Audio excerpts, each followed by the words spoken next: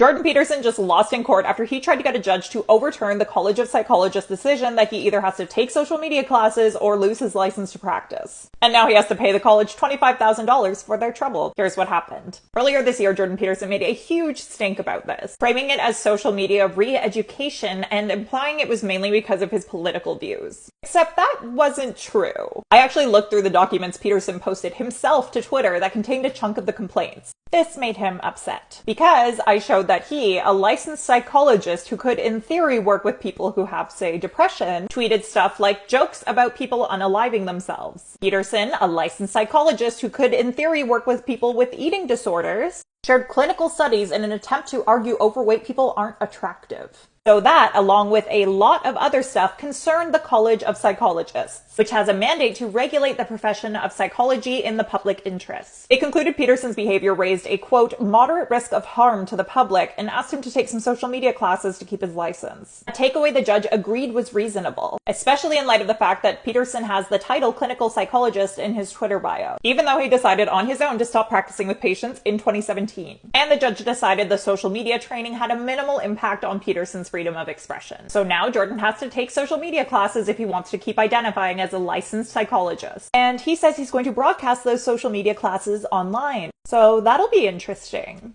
What do you think of all this?